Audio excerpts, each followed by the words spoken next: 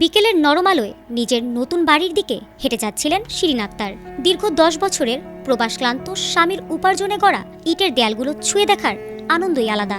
ভাড়া বাসার জীবনের অবসান ঘটিয়ে 3 সন্তানকে নিয়ে নিজের ঘরে উঠবেন এমন কত শত রঙিন স্বপ্নই না খেলা করছিল তার চোখে। কিন্তু তিনি জানতেন না, নিজের স্বপ্নের সেই বাড়িটিই হতে যাচ্ছে তার কবরস্থান। মোহাম্মদ আলী বাজারের সেই নির্মাণাধীন ভবনে তখন শেষ মুহূর্তের কাজ চলছিল। ছেলে রাজু যখন বিকেল গড়িয়ে সন্ধ্যা নামার পরও মায়ের দেখা পাচ্ছিল না, তখন তার বুকটা অজানা আশঙ্কায় কেঁপে ওঠে। ছুটে যায় সেই নতুন বাড়িতে। সেখানে তখনও একা কাজ করছিল রাজমিস্ত্রি সাইফুল। রাজুর ব্যাকুল প্রশ্নের জবাবে সাইফুল নির্বিকার মুখে বলে, আমি তো তাকে দেখিনি।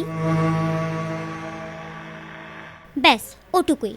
এরপরই যেন কর্পূরের মতো হাওয়া হয়ে যায় সাইফুল। রাজুর মনের সন্দেহ বিষাক্ত সাপের মতো ফনা তোলে। স্থানীয়দের নিয়ে শুরু হয় খোঁজাখুঁজি, কিন্তু চারদিকে শুধু নীরবতা আর স্তূপীকৃত বালু। হঠাৎ এক কোণে বালুর স্তূপের দিকে চোখ যেতেই রাজুর পায়ের তলার মাটি সরে যায়। বালু সরিয়ে বের হয়ে আসে মায়ের নিথর দেহ। মায়ের যে হাতটি কয়েক ঘন্টা আগেও আদর করে মাথায় হাত বুলিয়ে দিয়েছে, সেটি এখন হিমশীতল। খুনি শুধু শিরিন আক্তারকে শ্বাসরোধ করে হত্যাই করেনি, তার লাশ চিরতরে গুম করতে চেয়েছিল নিজের স্বপ্নের বাড়ির বালুর নিচে।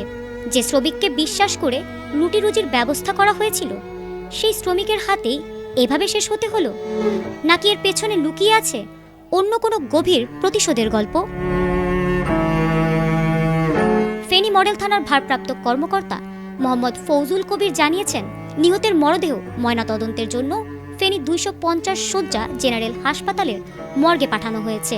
এটিকে একটি সুপরিকল্পিত হত্যাকাণ্ড হিসেবে ধরে নিয়ে পুলিশ ঘাতক সাইফুলকে গ্রেপ্তারের চিরুনি অভিযান শুরু করেছে। ঘাতক সাইফুল পালালেও প্রবাসী মানিক মিয়ার পরিবারের এই বুকফাটা আর্তনাদ আর বাতাসে ভাসতে থাকা প্রশ্নের উত্তর খুঁজতে তদন্তে নেমেছে আইন শৃঙ্খলা বাহিনী।